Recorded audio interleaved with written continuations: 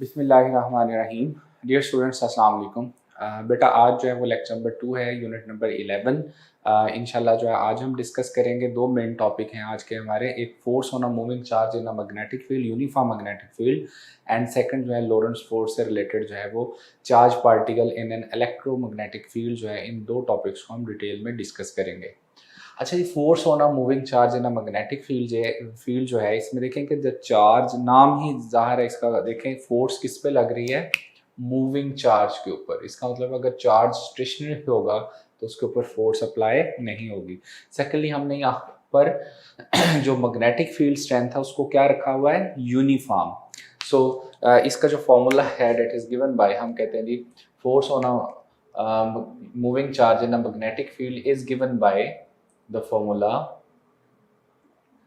F is equal to Q into, हम कहते हैं जी V क्रॉस B। ठीक है जी। सो इसकी वेक्टर फॉर्म जो है Q into V cross B। और इसी को अगर जो है वो दो मल्टीपल चॉइस के लिए अगर हम देखें तो फॉर इलेक्ट्रॉन जो है, जो फोर्स है वो आपकी होगी Q into E और V क्रॉस B। यही फोर्स जो है फॉर, अगर आपके लिए कहा जाए कि पॉजिटिव पार्टिकल के लिए, तो E into we cross B हो जाएगा। ठीक है जी। तो फॉर हम कह सकते हैं इलेक्ट्रॉन, और फॉर लेट्स से जी हम कह लें प्रोटॉन। ठीक हो गया। अच्छा जी, यहाँ पर ना एक इंपॉर्टेंट चीज देखें कि ये चूंकि ना V क्रॉस B हम कह रहे हैं, क्रॉस प्रोडक्ट है। सो क्रॉस प्रोडक्ट की प्रॉपर्टीज जो है आपने चैप्टर नंबर 2 में जो हमको जरूर जो है वो रिवाइज किया होगा, उसके अकॉर्डिंग देखें तो अब यहाँ पर याद रखना है, चूंकि ये जो V क्रॉस B हम कहते हैं ना, क्रॉस प्रोडक्ट जो होता है, ये जो फोर्स है ये वेलोसिटी के भी परपेंडिकुलर होनी, और ये जो मैग्नेटिक फील्ड है इसके भी परपेंडिकुलर होगी। ठीक है जी। सो इसमें देखें ये जो फोर्स है, since it's a vector product, vector product, और वेक्टर प्रोडक्ट की प्रॉपर्टीज में हमने पढ़ा था कि जो रिजल्टेंट वेक्टर होता है वो जो क्रॉस प्रोडक्ट वाले दोनों वेक्टर्स होते हैं उनकी प्लेन के परपेंडिकुलर होता है। It means that, it implies that कि जो मैग्नेटिक फोर्स होगी, force on a moving charge in a magnetic field जो है, that is perpendicular to both velocity vector and ये जो है perpendicular to the magnetic field भी होगी। ठीक है जी। तो ये दोनों के जो है वो परपेंडिकुलर होगी according to right hand rule. जो है अगर देखें तो ये V जो है F जो है वो V के भी परपेंडिकुलर होगा, फोर्स जो है वो B के भी परपेंडिकुलर आएगी। सो इसमें ज़रा देखें कि हम क्या कहते हैं कि ये जो मैग्नेटिक फोर्स होती है, ये वाली जिसकी हम बात कर रहे हैं, मैग्नेटिक फोर्स जो है ऑलवेज, इसका मतलब हम कंक्लूड कर सकते हैं, acts perpendicular to the direction of motion of charged particle। So इसका मतलब ये हुआ कि जो मैग्नेटिक फोर्स होगी that always acts perpendicular to the direction of motion of charge particle. चूँकि हमने कहा कि ये जो फोर्स है that is perpendicular to the velocity vector and it is also perpendicular to the magnetic field. So जो ये वाली मैग्नेटिक फोर्स है, इसीलिए हम इसको कहते थे ये डिफ्लेक्टिंग फोर्स होती है। इसको हम जो है लॉरेंट्ज फोर्स में भी इसको जो है वो डिटेल में डिस्कस करेंगे। फॉर द टाइम बिंग मैं इस फॉर्मूला जो है इसको एनालाइज कर रहा हूँ ताकि जो है वो इससे रिलेटेड अगर कोई क्वेश्चन आता है तो आप इजीली उसका आंसर दे सकते हैं अगर थ्योरेटिकल कोई क्वेश्चन आता है तो। अच्छा, अब यहाँ पे देखें, क्योंकि ये क्रॉस प्रोडक्ट है, क्रॉस प्रोडक्ट है, तो इफ अगर हम V R B दोनों में से मैग्नेटिक फील्ड की डायरेक्शन या जो है वो वेलोसिटी वेक्टर की डायरेक्शन जो है इज रिवर्स्ड, दोनों में से किसी एक को रिवर्स करेंगे, देन इट इम्प्लाई दैट कि डायरेक्शन ऑफ मैग्नेटिक फोर्स जो है that will also be reversed, वो भी रिवर्स हो जाएगी। जैसे हमने टॉर्क में पढ़ा था, टॉर्क में भी आपको बताया था कि अगर आर और एफ की डायरेक्शन जो है वो दोनों की डायरेक्शन रिवर्स कर दें तो टॉर्क विल जो है वो रिमेन सेम, लेकिन अगर दोनों में से किसी एक की डायरेक्शन रिवर्स करें तो टॉर्क भी रिवर्स हो जाता है। सेकंड जो है, इफ वी एंड बी दोनों जो है बोथ जो है उनकी डायरेक्शन जो है आर रिवर्स, दोनों की डायरेक्शन रिवर्स कर दें, देन जो है वो हम कहेंगे फोर्स की जो डायरेक्शन है डेट विल रिमेन जो है वो सेम। जैसे चैप्टर नंबर जो है वो 2, उसमें क्वेश्चन नंबर 17 जो है 2.17 शॉर्ट क्वेश्चन नंबर था, उसमें कहते थे आप कि इफ A1 क्रॉस A2 जो है दो वेक्टर जो है वो रिवर्स जो है दोनों की डायरेक्शन को रिवर्स कर दें, A1 की डायरेक्शन को भी रिवर्स कर दो, A2 की भी डायरेक्शन रिवर्स कर दो, then how will it alter A1 cross A2। तो वहाँ आप कहते थे कि दोनों की डायरेक्शन अगर हम रिवर्स कर दें तो A1 क्रॉस A2 क्या रहेगा, सेम। क्योंकि ये क्रॉस प्रोडक्ट है V क्रॉस B का, तो अगर हम दोनों को रिवर्स कर देते हैं तो डायरेक्शन ऑफ फोर्स क्या रहेगी, सेम रहेगी। सो ये बेसिक्स हैं, इनको साथ साथ जो है वो रिवाइज करना जरूरी है। नेक्स्ट आते हैं इसके मैग्नीट्यूड की तरफ। तो इसका जो मैग्नीट्यूड है, अभी हम डायरेक्शन को भी डिस्कस करते हैं, मैग्नीट्यूड पहले डिस्कस कर लें। मैग्नीट्यूड जो है वो हमारे पास है F इज इक्वल टू, हम कहते हैं QVB साइन ऑफ थीटा। इसका मतलब ये हुआ कि यहाँ पे जो इसकी करेक्टरिस्टिक्स हैं वो क्या क्या बनेगी। नंबर 1, अगर जो है कोई चार्ज पार्टिकल मैग्नेटिक फील्ड के जो है वो पैरेलल या एंटी पैरेलल एंटर होता है, सो इट मीन्स दैट कि उसके ऊपर जो फोर्स अप्लाई होगी वो जीरो हो जाएगी। QVB साइन यहाँ क्या हो जाएगा, जीरो, और फोर्स जो है वो जीरो हो जाएगी। इसका मतलब है अनडिफ्लेक्टेड जो है वो मूव कर जाएगा अगर उसके ऊपर किसी किस्म की जो है वो फोर्स अप्लाई नहीं होगी, क्योंकि एंगल जो है वो अगर 0 या 180 का क्या मतलब है, if charge particle enters in a uniform magnetic field parallel or anti parallel. Number 2 जी, यहाँ पर जो है इफ अ चार्ज पार्टिकल जो है is at rest, a charge particle is at rest. अब बड़ी इंपॉर्टेंट चीज है ये, नंबर ऑफ टाइम जो है पास पेपर में ये वाला क्वेश्चन रिवाइज हो चुका है, वेरी इंपॉर्टेंट कॉन्सेप्ट। अगर कोई चार्ज पार्टिकल रेस्ट पे है, अब रेस्ट पे है तो इसका मतलब है उसकी स्पीड 0 है, ठीक है, और अगर स्पीड 0 है तो लाजमी तौर पर उसके ऊपर किसी किस्म की कोई फोर्स अप्लाई नहीं होगी। How ever the strong magnetic field में बी, आंसर इसका हमेशा 0 आएगा। जैसे अक्सर स्टेटमेंट होती है पास क्वेश्चन आप पास पेपर का पढ़ोगे, सो चार्ज जो है is placed in a strong magnetic field, a charge is placed in a strong magnetic field जो है, सो ये बताएं कि उसके ऊपर जो है वो फोर्स कितनी अप्लाई होगी। सो उसमें फोर्स 0 ही होगी, जो कि जब वो वर्ड यूज करता है कि charge particle is placed in a strong magnetic field, तो कितनी ही स्ट्रॉन्ग क्यों ना हो, जो कि आपने उसको सिर्फ प्लेस किया है, वो रेस्ट पे है, जो कि वेलोसिटी उसकी 0 है, तो स्पीड 0 है, तो यहाँ पर हम कह सकते हैं उसके ऊपर फोर्स भी जो है वो 0 ही अप्लाई होगी। तो किसी किस्म की कोई मोमेंट उस चार्ज की नहीं होगी। How ever the charge magnetic field strong में भी, जितनी मर्जी स्ट्रॉन्ग मैग्नेटिक फील्ड जो है वो अप्लाई कर दे, चार्ज जो है वो विल रिमेन स्टेशनरी। सो इस वाले पार्ट को आपने अच्छे से याद रखना है। नेक्स्ट जो है देखिए जी, थर्ड जो है इसमें हम कहेंगे कि इफ अ चार्ज पार्टिकल जो है enters in a uniform magnetic field perpendicularly, theta 90 हो, perpendicular to the field enter हो, तब जो है उसके ऊपर जो फोर्स अप्लाई होगी वो कितनी होगी जी, QVB साइन 90, और आपको पता है साइन 90 क्या होता है, 1, तो इसका मतलब है कि उसके ऊपर मैक्सिमम फोर्स जो है वो अप्लाई होगी। सो मैक्सिमम जो है वो मैग्नेटिक फोर्स जो है वो किसी भी चार्ज पार्टिकल के ऊपर कब अप्लाई होगी? जब वो परपेंडिकुलर टू द फील्ड जो है वहां पर एंटर हो, तो तब जो है वो हम कहेंगे उसके ऊपर जो मैक्सिमम फोर्स है वो अप्लाई हो रही है। तो इट इज़ द जो है वो maximum magnitude of the magnetic force q v b. अच्छा, अब देखो कि यहाँ पर जो है, अब हम बात कर लेते हैं इसमें दो तीन इंपॉर्टेंट मल्टीपल चॉइस क्वेश्चन है, वो जरा देखें पाथ की। ठीक है, चूंकि मैग्नेटिक फोर्स जो है इट्स अ डिफ्लेक्टिंग फोर्स, इसने चार्ज पार्टिकल के पाथ को डिफ्लेक्ट करना है। सो अगर कोई चार्ज पार्टिकल किसी मैग्नेटिक फील्ड में एंटर्स होता है, बल्कि मैं इसको यूं लिख देता हूं, if a charge particle enters in a uniform magnetic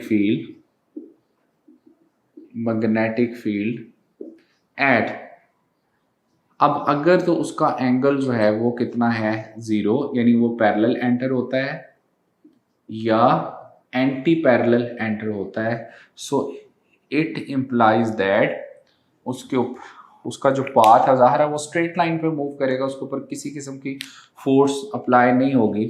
so that will move on a straight line, उसका जो पाथ होगा वो स्ट्रेट लाइन पाथ होगा। ठीक है जी। अच्छा, नेक्स्ट इसी तरह से अगर कोई चार्ज पार्टिकल जो है वो एंटर होता है ना uniform magnetic field at the angle of 90 और 270। ठीक है जी। अच्छा, अब देखो 90 जो है वो साइन 90 होता है 1, जबकि साइन 270 जो है वो -1 होता है। इसका मतलब ये है कि वहां पर जो उसका मैग्नीट्यूड है वो भी मैक्सिमम होगा, लेकिन वो माइनस नेगेटिव मैक्सिमम होगा।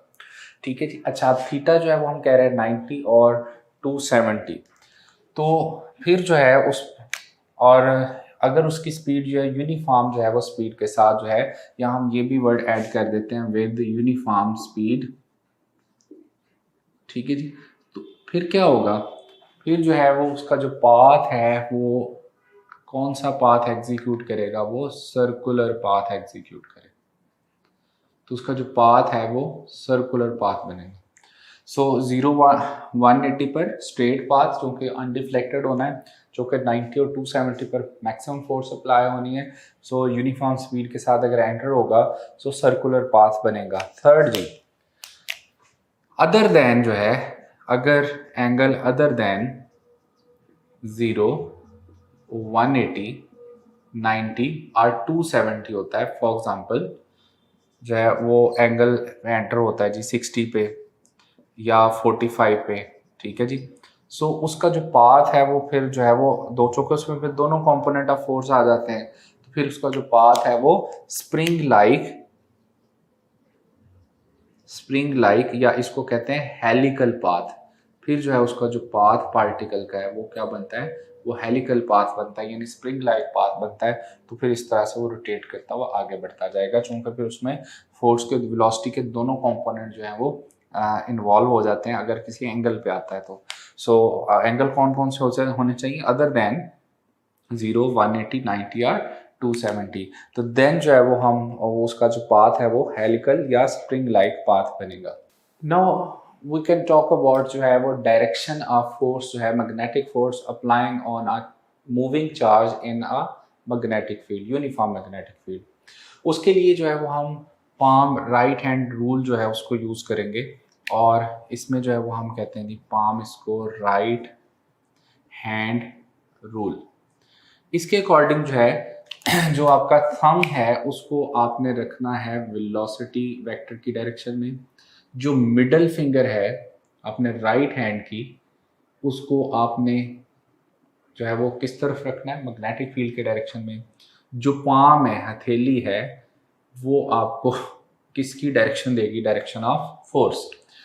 अच्छा, और सेकेंडली जो है वो आप देखें कि यहाँ पर वही कॉन्सेप्ट जो मैंने लेक्चर 1 में जो है वो बताया था, अब दोबारा यहाँ पे मैं जो है रिपीट करूँगा, आपने फिर से उसको गौर से सुनना है और इसके बाद मिस्टेक नहीं होनी चाहिए। क्या है जी, देरा देखें, सपोज करें कि मैं क्वेश्चन जो है वो आपसे प्लेस करता हूँ।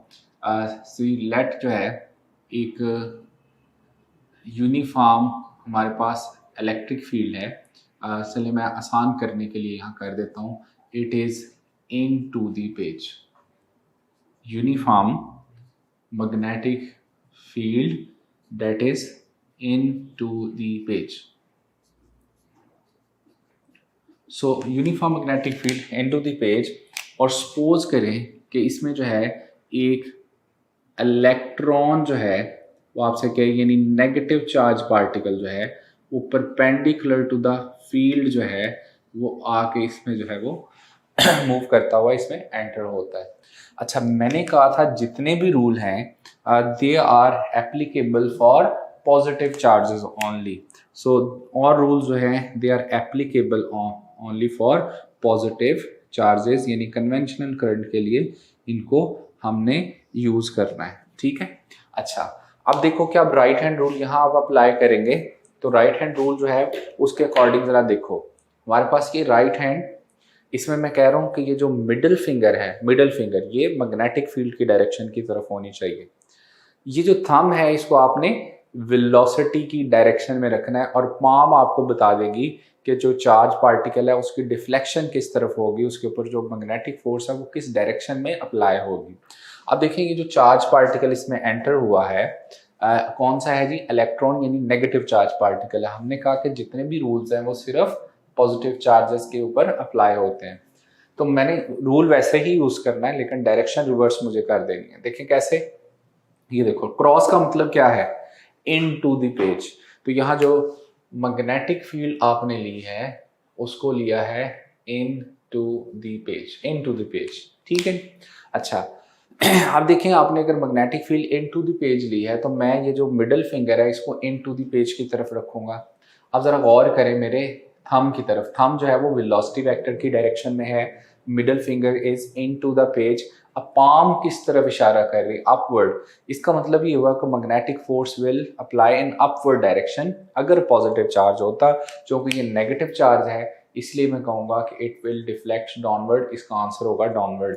अगर यहाँ पर पॉजिटिव चार्ज होता, यानी लेट से प्रोटॉन होता, अल्फा पार्टिकल होता, कोई पॉजिटिव चार्ज आपको कहे, तो फिर देखें उसमें फिर आंसर आपका अपवर्ड ही बनना है, क्योंकि जितने भी रूल्स हैं वो पॉजिटिव चार्जेस के लिए डायरेक्टली अप्लाई हो जाते हैं। तो आप देखें कि आपके जो मिडिल फिंगर है that is into the page, thumb आपका वेलोसिटी वेक्टर की डायरेक्शन में, पाम किस तरफ इशारा कर रही है, अपवर्ड। इसका मतलब है कि ये अपवर्ड आंसर आएगा। सो अगर कभी चार्ज नेगेटिव हो तो आपने जो रूल अप्लाई करने के बाद डायरेक्शन बतानी है वो रिवर्स बतानी है। देखे ना, अगर यहाँ पॉजिटिव चार्ज होता तो आप सिंपली रूल अप्लाई कर रहे हैं, वो अपवर्ड कह रहा है तो इसका मतलब है कि ये अपवर्ड मूव कर जाएगा। अगर यहाँ पर जो है वो नेगेटिव चार्ज होता, रूल वैसे ही आपने अप्लाई करना है लेकिन डायरेक्शन आपने उसका रिवर्स बता देनी है। सिमिलरली जो है इसी में अगर लेट से कि यहाँ पर डॉट हो, डॉट का मतलब फील्ड जो है वो आउट ऑफ द पेज है, तो डॉट अगर यहाँ प्लेस हो तो हम कहेंगे field is out of the page. और इसमें जो है वो लेट से अगर दो चार्जेस एंटर होते हैं, अगर नेगेटिव और दूसरा पॉजिटिव, तो राइट हैंड रूल अप्लाई करके देखें। नेगेटिव चार्ज अगर एंटर होगा परपेंडिकुलर टू द फील्ड वो अपवर्ड जाएगा, जबकि अगर पॉजिटिव चार्ज एंटर हुआ है तो वो डाउनवर्ड आएगा। सो आप इसको अप्लाई करके देख सकते हैं राइट हैंड रूल को। अच्छा, समटाइम्स ऐसा होता है कि जो आप रूल अप्लाई कर रहे हैं, अब वहाँ पर जो है वो आप राइट हैंड रूल, यहाँ फ्लेमिंग्स रूल भी अप्लाई हो सकता है, स्क्रू रूल भी यहाँ अप्लाई होता है, डिफरेंट रूल्स हैं, लेकिन हमारी बुक में चूँकि पाम राइट हैंड रूल जो है उसको प्रमोट किया गया, उसी को यूज़ करते हैं। सो मैंने भी उसी को यहाँ पर आपको समझाने की कोशिश की है। अच्छा, अब समटाइम्स ऐसा होता है कि माशाल्लाह जो है वो हमारी कॉमन सेंस जो है वो इतनी काम करती है कि समटाइम्स रूल जो है वो हम अप्लाई करते हुए बड़े कंफ्यूज हो जाते हैं। कैसे, जैसे देखो यहाँ तो इजीली आपका हाथ जो है वो सेट हो गया, आपने क्या किया कि ये जो मिडिल फिंगर है इनटू द पेज रखी, थंब वेलोसिटी के डायरेक्शन में सेट हो गया, तो पाम अपवर्ड है तो आप कह देते हैं अपवर्ड। इसमें जो है वो चूंकि आपने मिडिल फिंगर बाहर की तरफ है, अब ये गौर करें, मिडिल फिंगर बाहर की तरफ है और जो आपके जो थंब है वो वेलोसिटी वेक्टर की डायरेक्शन में है। सो अब जो पाम है वो किस तरफ इशारा करिए, डाउनवर्ड। तो समटाइम्स जो है इट्स सीम्स डिफिकल्ट कि अब हाथ कैसे रखें, तो उसमें ज़रूरी नहीं है कि हम अपने हाथ को तोड़ मड़ोड़ लें और इस तरह करें। आप अपना पेपर जो है उसको घुमा सकते हैं, कॉपी को घुमा के अपने हाथ की डायरेक्शन के साथ सेट कर लें। सिर्फ इस बात का ख्याल रखना है कि आप कॉपी को घुमा के या पेपर को घुमा के इस तरह से एडजस्ट कर लें ताकि आपका हाथ आसानी के साथ सेट हो जाए, लेकिन सेट इस तरह से हो कि जो थंब है वो वेलोसिटी की डायरेक्शन में आ जाए और जो मिडिल फिंगर है वो आपकी मैग्नेटिक फील्ड की डायरेक्शन को शो करे, और जो पाम है वो आपकी जो है वो डायरेक्शन फिर किसको बता देगी, फोर्स की डायरेक्शन को बता देगी।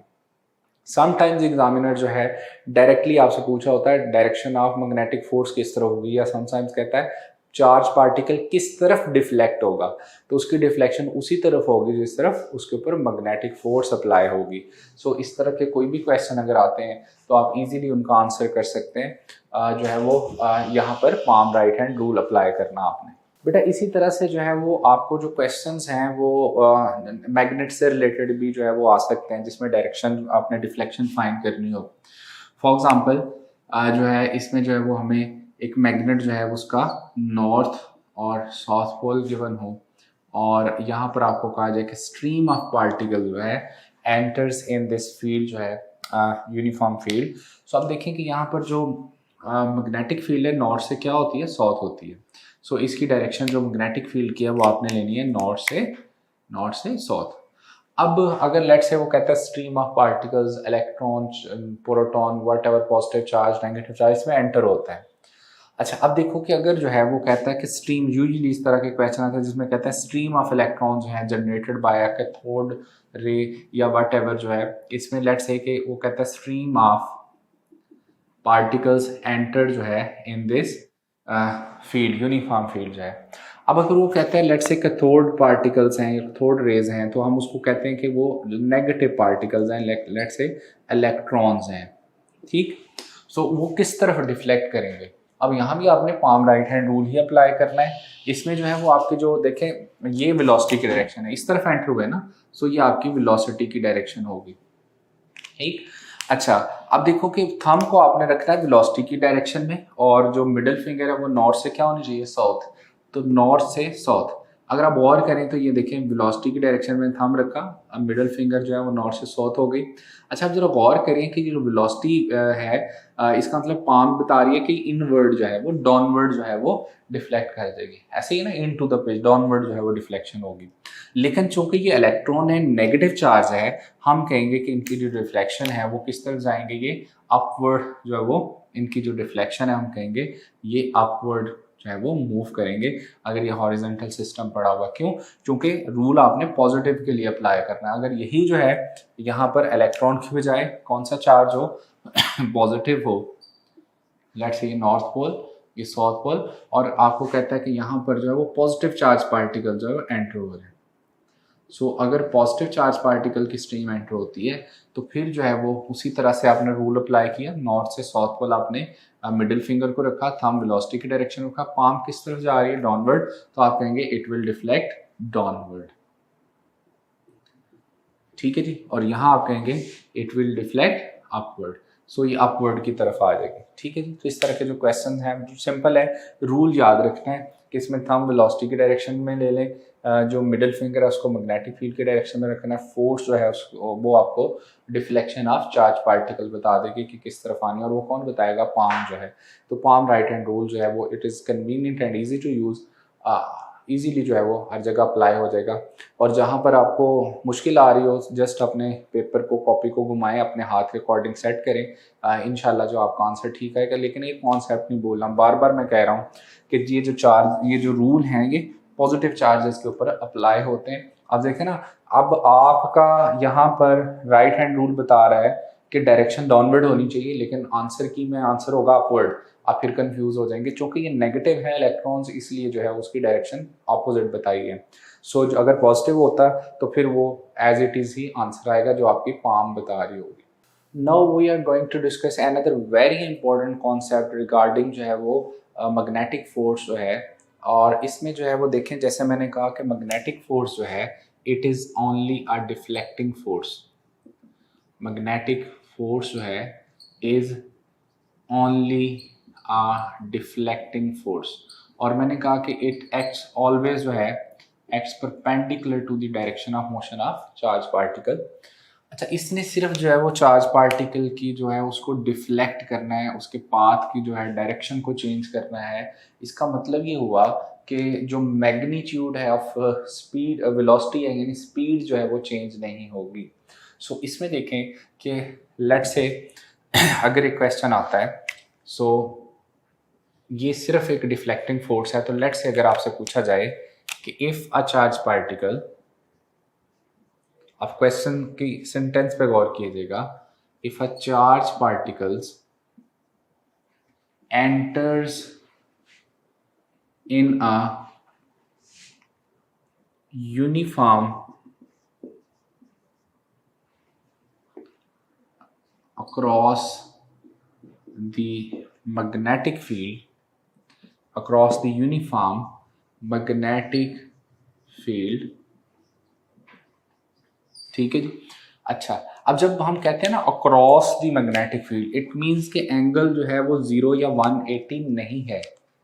Across mean at some angle, at a certain angle जो है वो 0 नहीं होगा, पैरेलल नहीं होगा, एंटी पैरेलल नहीं होगा। अक्रॉस द मैग्नेटिक फील्ड जो ही वो कोई भी चार्ज पार्टिकल एंटर होगा in uniform magnetic field, then आपसे पूछा जाए which of the following parameters changes or remains same. ठीक है जी, अब इसको जरा देखते हैं। सपोज करें कि मैंने पैरामीटर्स लिखते हैं, हम स्पीड, हम कहते हैं जी काइनेटिक एनर्जी, हम लेट से कहते हैं वेलोसिटी, हम कहते हैं एक्सेलरेशन, ठीक है। अच्छा जी, इसी तरह से जो है वो अब ज़रा देखें कि सिंपल सी बात है, मोमेंटम आमतौर पर ये वाले पैरामीटर्स वो ऑप्शंस में दे रहा होता है। अच्छा, स्पीड जो है वो स्केलर क्वांटिटी है। अब स्केलर का डायरेक्शन से कोई जो है वो रिलेशन जो है वो डायरेक्शन पे डिपेंड नहीं कर रही। सो मैग्नेटिक फोर्स चूंकि सिर्फ डिफ्लेक्टिंग फोर्स है, उसमें चार्ज पार्टिकल की डायरेक्शन को जो है वो चेंज कर देना होता है। इसका मतलब सिर्फ डायरेक्शन चेंज हो रही है। अगर सिर्फ डायरेक्शन चेंज हो रही है तो स्पीड जो है डेट रिमेन्स सेम, तो इस पर कोई फर्क नहीं पड़ेगा। Kinetic energy is also a scalar quantity, so ये भी सेम रहेगी, ठीक हो गया। लेकिन वेलोसिटी, एक्सेलरेशन और मोमेंटम तीनों के तीनों कौन सी हैं जी? वेक्टर क्वांटिटीज हैं। अगर ये वेक्टर क्वांटिटीज हैं तो डायरेक्शन ज़ाहिर चेंज होगी तो वेलोसिटी चेंज होगी, डायरेक्शन चेंज होगी तो एक्सेलरेशन भी चेंज हो जाएगा, डायरेक्शन चेंज होगी तो मोमेंटम भी चेंज हो जाएगा। सो यहाँ हम कहेंगे कि ये तीनों जो है वो चेंज हो जाएगा, ठीक है। अच्छा, यहाँ एक और इम्पॉर्टेंट पॉइंट, यहाँ ये उस सूरत में होगा जब हम कहते हैं charge particle across the field, magnetic field enter हुआ है। अगर वो चार्ज पार्टिकल 0 या 180 के एंगल पे एंटर होगा, पैरेलल या एंटी पैरेलल, फिर इनमें से कोई भी चेंज नहीं होगा, फिर तो डायरेक्शन भी चेंज नहीं होगी ना, क्योंकि वो स्ट्रेट लाइन मूव कर देगा। तो अगर चार्ज पार्टिकल 0 या 180 के एंगल पे आता है तो फिर याद रखें कि ये सारे के सारे सेम रहेंगे। मैं यहाँ लिख देता हूँ कि नोट करके कि इफ charge particle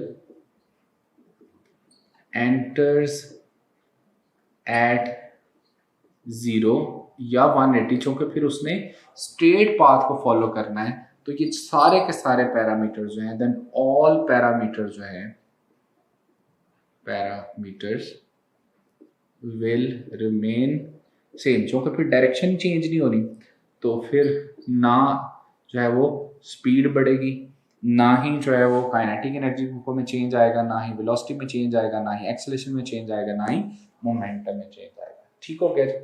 अच्छा, नेक्स्ट जो है, इसमें चूंकि हम बात कर रहे हैं एक्सेलरेशन की, अक्सर जो है वो आता है। सो इसमें एक और फॉर्मूला जो है वो नोट कर लें, इफ अ चार्ज पार्टिकल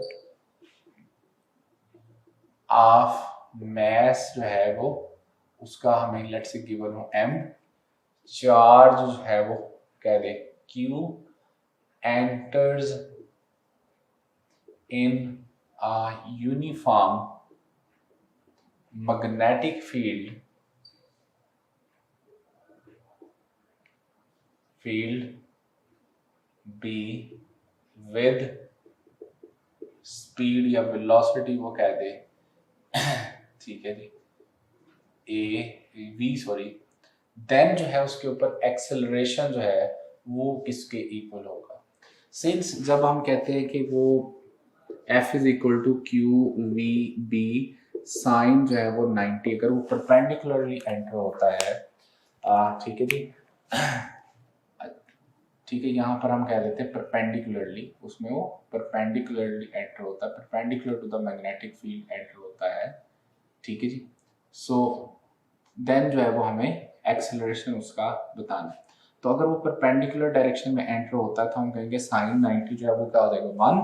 आपके पास फॉर्मूला बनेगा F is equal to q v b. अच्छा अब ये जो रिजल्टेंट फोर्स है वो तो हमें पता है क्या होती है m a is equal to q v b. यहाँ से अगर एक्सेलरेशन उसका फाइंड करना तो वो q v b divided by क्या हो जाएगा एम। सो ये वाला जो रिलेशन है ये याद रखना आपने।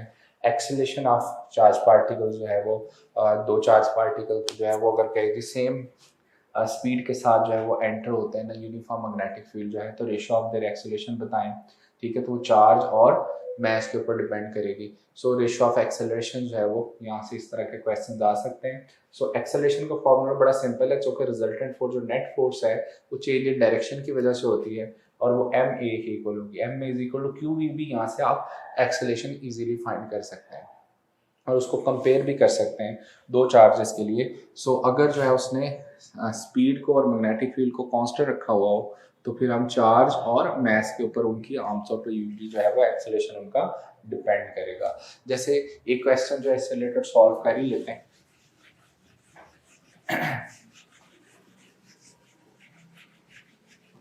लेट्स से जी इसमें मैं कहता हूं कि इफ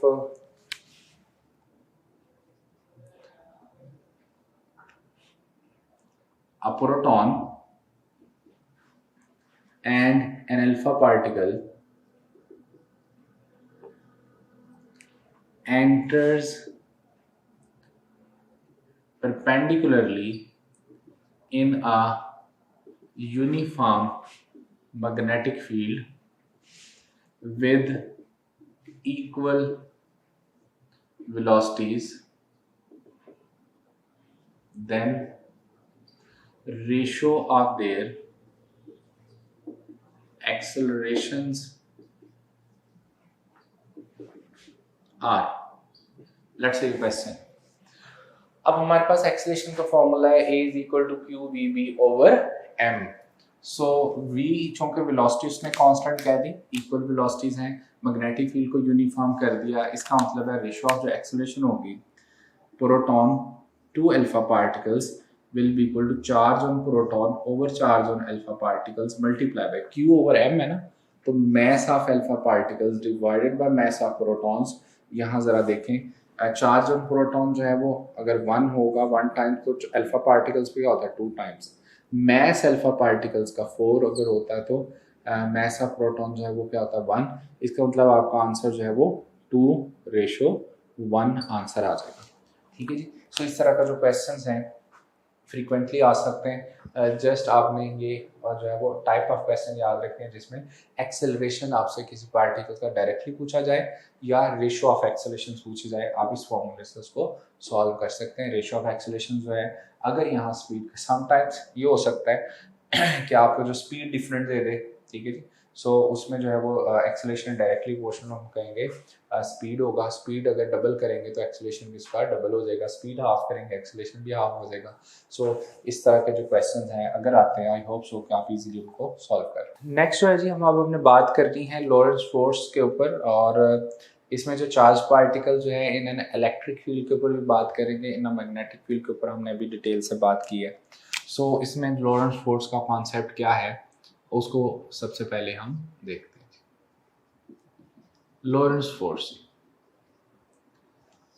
इसमें कहता है कि व्हेन अ चार्ज पार्टिकल जो है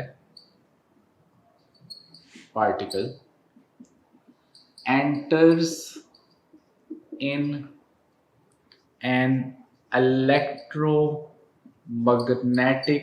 फील्ड ऐसी जगह जहाँ पर इलेक्ट्रोमैग्नेटिक फील्ड दोनों हो, देन उसके ऊपर जो फोर्स है वो दोनों का सम होगी, इलेक्ट्रिक फोर्स प्लस जो है उसके ऊपर मैग्नेटिक फोर्स का सम होगी। तो यहाँ पर जो है वो हम कहते हैं कि उसके ऊपर जो लॉरेंट्ज फोर्स अप्लाई होगी वो क्यू ई यानी कि इलेक्ट्रिक फोर्स की वजह से plus into we cross b, दोनों फोर्सेस की जो सम है उसको हम नाम क्या दे देते हैं, दैट इज कॉल्ड लॉरेंट्ज फोर्स, उसको हम लॉरेंट्ज फोर्स कहते हैं। अच्छा, अब देखें कि यहाँ पर जो है वो इसमें अब कुछ इम्पोर्टेंट जो है वो मल्टीपल चॉइस क्वेश्चन जो किन किन टाइप्स के बन सकते हैं। सबसे इम्पोर्टेंट इस वाले पार्ट से वो है कि if a charge particle enters in a region where electric field is equal to magnetic field and electric field और मैग्नेटिक फील्ड जो है वो एक दूसरे के क्या हों, परपेंडिकुलर भी हों। So if a charged particles enter in a region where electric force and magnetic force are equal in magnitude and जो है वो आपसे कहा जाए कि they are perpendicular to each other, so उसमें जो है वो हम कहते हैं कि उसके ऊपर जो Fe जो है वो हम कह देंगे किसके इक्वल हो गई, Fb के इक्वल। तो यहाँ पे चूंकि जो है वो दे आर परपेंडिकुलर आल्सो, तो यहाँ एफ ई किसको इक्वल हम कहते हैं, क्यू ई के इक्वल कहते हैं। एफ बी को हम क्या कहते हैं, क्यू वी बी के इक्वल कहते हो। क्यू वी से यहाँ से क्या हो जाएगा, cancel out.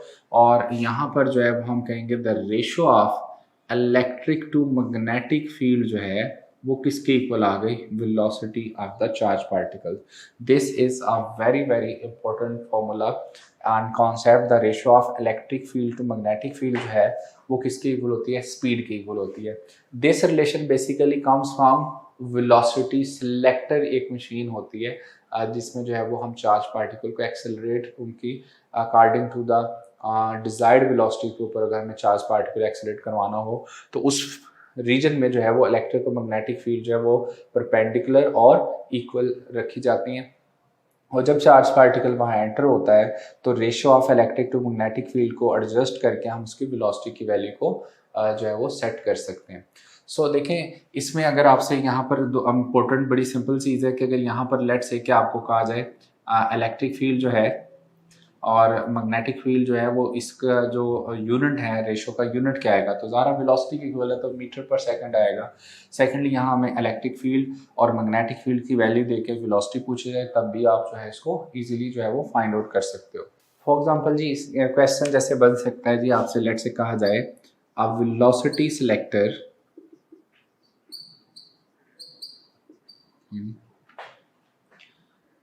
Accelerate a proton जो है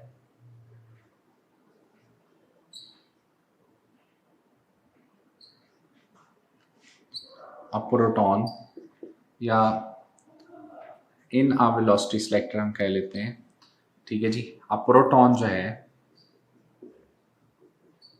enters in a magnetic field in an electric field जो है ऑफ वैल्यू जो है वो लेट से उसकी रख लेते हैं 3 × 10⁵ वोल्ट पर मीटर, ठीक है जी। And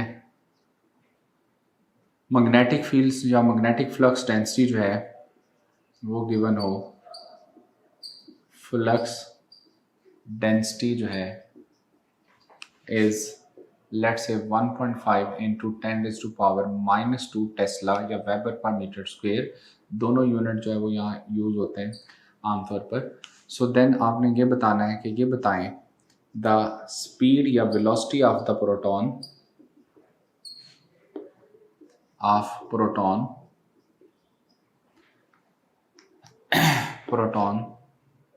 which with which a proton जो है a proton moves undeflected, ये बताएं कि क्या होगी। अच्छा, अब देखो जो वेलोसिटी सिलेक्टर होता है आमतौर पर क्वेश्चंस में मैंने असल में कॉन्सेप्ट भी ऐड करने के लिए चीज़ें शामिल की हैं, उसमें जो है वो ज़ाहिर इलेक्ट्रिक फील्ड भी होगी और मैग्नेटिक फील्ड भी होगी। इलेक्ट्रोमैग्नेटिक फील्ड एक दूसरे के परपेंडिकुलर भी होंगी और जब वो चार्ज पार्टिकल वहाँ एंटर होगा तो वो अनडिफ्लेक्टेड मूव करेगा। ठीक है, वो इलेक्ट्रोमैग्नेटिक फील्ड एक दूसरे को इस तरह से बैलेंस कर जाती हैं कि वो अनडिफ्लेक्टेड वहाँ से गुजर जाएगा। और अब ज़ाहिर हम फार्मूला यहाँ पर उसने हमें पूछा वेलोसिटी के लिए, तो हम यही वाला यूज़ करेंगे v = E/b। अब हमें वेलोसिटी फाइंड करनी है। इलेक्ट्रिक फील्ड जो हमें बताई हुई है 3 × 10⁵ वोल्ट पर मीटर और मैग्नेटिक फील्ड स्ट्रेंथ 1.5 × 10⁻²। सो 1.53 हाफ होता है, तो ये 2 × 10⁻, ये माइनस है ऊपर जाकर प्लस हो जाएगा, 7 मीटर पर सेकंड आ जाएगा। तो हम कहेंगे कि वो जो प्रोटॉन है वहाँ पे अनडिफ्लेक्टेड जो है वो इस तरह के वर्ड जो है वो यूज़ इसलिए करते हैं। मैंने भी क्वेश्चन में किए हैं कि समटाइम्स आप लोग कंफ्यूज हो रहे होते हैं। एग्जामिनर जानबूझ के इस तरह की चीज़ें जो है वो क्वेश्चन की स्टेटमेंट में ऐड करता है ताकि आप कंफ्यूज होकर आंसर रॉन्ग कर दें। तो आपने सिंपल जो है वो स्ट्रेट फॉरवर्ड रहना है। अगर हमें इलेक्ट्रिक फील्ड और मैग्नेटिक फील्ड गिवन हो और वेलोसिटी फाइंड करनी हो, सो बगैर सोच समझे आपने फॉर्मूला कौन सा यूज़ कर देना है, the ratio of electric field to magnetic field. Sometimes electric field find करना आ सकती है, तो आप velocity into magnetic field strength कर लेंगे, आपके पास वेलोसिटी आ जाएगी। So answer is 2 × 10⁻7 metre per second. Okay, last and important point जो है वो रिगार्डिंग इलेक्ट्रोमैग्नेटिक फोर्स जो है उसमें देखें कि हम कहते हैं कि जी सिंस जो है मैग्नेटिक फोर्स जो है always acts perpendicular to the direction of motion of charge particle.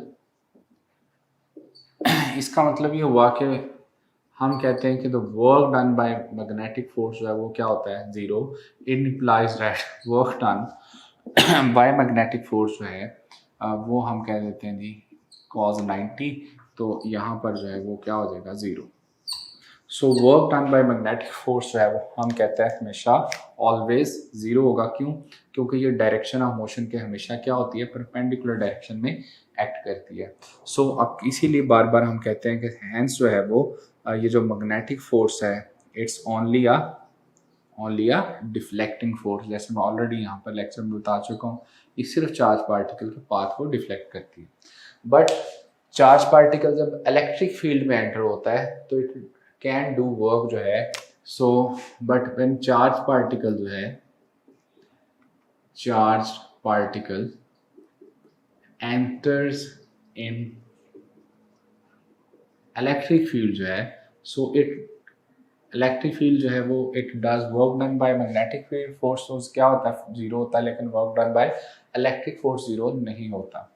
और उसमें क्यों? क्योंकि ज़रा देखें इसमें सपोज करें कि हम जो है वो एक चार्ज पार्टिकल है जो कि electric field it always from positive to negative, just समझाने के लिए आपको। सो इसके ऊपर जो है फील्ड वर्क डन करेगी। अब देखें सपोज करें कि अगर आप यूनिट पॉजिटिव चार्ज जो है, यानी कि यूनिट पॉजिटिव चार्ज में एक प्रोटॉन लेते हो, सो अगर ये अलोंग द फील्ड जो है आप इसको छोड़ दें तो अलोंग द फील्ड जाएगा। सो इसके ऊपर जो है वो वर्क डन होगा और इसमें जो है वो काइनेटिक एनर्जी इसकी इंक्रीज होती जाएगी। So if it is moving along the field, so इसकी काइनेटिक एनर्जी बढ़ेगी। ठीक है, और वो हमारे पास वर्क डन किसके इक्वल होगा, क्यू वी, जितना इन दोनों के दरमियान जो है वो पोटेंशियल डिफरेंस है। और यहाँ से वर्क डन हम यूँ भी फाइंड कर सकते हैं, क्यू वी जो होता है पोटेंशियल ग्रेडियंट जो है वो के फार्मूले के अकॉर्डिंग Q = E D के इक्वल भी हो सकता है यहाँ पर। ठीक है, तो जितना जो है वो इन दोनों प्लेट्स के दरमियान सेपरेशन होगी उसको हम D कहेंगे। E stands for electric field और Q जो है उसके ऊपर चार्ज होगा, तो it will gain kinetic energy. So ये जो वर्क डन है वो उसके ऊपर किसके इक्वल होगा, गेन इन काइनेटिक एनर्जी के इक्वल होगा, जैसे हमने इलेक्ट्रोस्टैटिक फोर्स में पढ़ा था। अगर यही में चार्ज पार्टिकल जो है आप उसको अगेंस्ट द फील्ड मूव करवाते हो तो आपके ऊपर यहाँ इलेक्ट्रिक फील्ड ने वर्क डन किया है, work done by electric field जो है वो ये था। अब अगर आप उसको अगेंस्ट द फील्ड मूव करवा रहे हैं यूनिट पॉजिटिव चार्ज को, तो you must have to apply force, यानी कि इसके ऊपर फोर्स अप्लाई करनी पड़ेगी अगेंस्ट द इलेक्ट्रोस्टैटिक फोर्स, ताकि जो है वो ये जो है वो अगेंस्ट द जो है वो फील्ड मूव करे, तो उसमें वो जो एनर्जी है वो एज ए पोटेंशियल एनर्जी जो है वो स्टोर हो जाएगी। तो अगर ये charge particle against the field move करता हुआ आएगा तो उसकी काइनेटिक एनर्जी रिड्यूस हो जाएगी। क्यों? क्योंकि ये अगेंस्ट द इलेक्ट्रोस्टैटिक फोर्स काम कर रहा है। अच्छा, यहाँ एक और इम्पोर्टेंट फॉर्मूला जो अक्सर जो है पेपर में जो है वो क्वेश्चन बन सकते हैं। देखो, एफ ई जो है वो हमारे पास किसके इक्वल होते हैं? क्यू ई के, इलेक्ट्रिक फोर्स है। सो इलेक्ट्रिक फोर्स जो है वो अगर कोई चार्ज पार्टिकल जो है वो किसी इलेक्ट्रिक फील्ड में है तो ज़ाहिर है इलेक्ट्रिक फील्ड और नेट फोर्स की इक्वल रिजल्टेंट फोर्स जो है वो एम ए की इक्वल हो सकती है, that is equal to q e. तो यहाँ पर अगर कोई एक्सेलेरेशन आपसे फाइंड करने के लिए कह दे तो आप कहेंगे क्यू ई डिवाइडेड बाय क्या हो जाएगा? एम। ठीक है जी। तो यहाँ से अगर एक्सेलेरेशन फाइंड करना आ जाए कि अगर कोई चार्ज पार्टिकल किसी इलेक्ट्रिक फील्ड में एंटर हुआ है तो उसका एक्सेलरेशन बताएं, so that is Q E divided by क्या हो जाएगा? एम। इसी तरह से रेशियो ऑफ एक्सेलरेशंस अगर हमें फाइंड करना आ जाए और इलेक्ट्रिक फील्ड को वो कांस्टेंट रख ले तब भी हम यहाँ से उसका आंसर दे सकते हैं। ठीक है जी। इट्स ऑल अबाउट जो है वो दिस पोर्शन लेक्चर नंबर 2। इसमें जो बेटा आपने अच्छे से इसको रिवाइज करना है, चूँकि मैक्सिमम चांसेस होंगे कि इलेक्ट्रोमैग्नेटिक मैग्नेटिज्म के पोर्शन से जब भी कोई क्वेश्चन आएगा सो इस पोर्शन से ज़्यादा आने के चांसेस होंगे क्वेश्चन। सो इसमें जो हमारे पास फॉर्मूला है F is equal to q v b sine theta, उससे रिलेटेड कोई न्यूमेरिकल हो सकता है सिंपल, जिसमें हमें क्यू वी बी यानी चार्ज, वेलोसिटी और मैग्नेटिक फील्ड की वैल्यूज गिवन हो, एंगल गिवन हो, हम वहाँ पर फोर्स बता सकते हैं। इसी तरह से समटाइम्स एंगल साइन थीटा जो है एंगल फाइंड करना आ सकता है। तो इससे रिलेटेड जितने भी न्यूमेरिकल्स हैं आप कोशिश किया करें कि टाइप ऑफ न्यूमेरिकल्स को सेपरेट किया करें। आपकी जो प्रैक्टिस बुक है उसमें जो आपको टाइप्स ऑफ क्वेश्चंस गिवन हैं उनको ना जो जितने भी क्वेश्चंस गिवन हैं उनको आप टाइप ऑफ क्वेश्चन लिख के आप ना कैटेगराइज किया करें। For example F is equal to q v b sine theta से रिलेटेड जितने भी क्वेश्चंस हैं जिसमें न्यूमेरिकल है, खासतौर पर जिसमें फोर्स कैलकुलेट करनी है, जो है ना मैग्नेटिक फील्ड कैलकुलेट करनी है, वेलोसिटी कैलकुलेट करनी है, उसको एक साइड पे जो है वो लिख लें। वो सारे क्वेश्चंस आपके एक टाइप के बन जाएंगे। इसी तरह से ऐसे क्वेश्चन जिसमें ई और बी वाला फार्मूला यूज हो रहा है, जिसमें वेलोसिटी फाइंड करनी है, ratio of electric to magnetic field, उनको इस तरह हम सेपरेट कर लें। डायरेक्शन वाले जो क्वेश्चन हैं जिसमें डायरेक्शन यूजली फाइंड करना आ रही है उनको एक तरफ कैटेगराइज करते जाएं।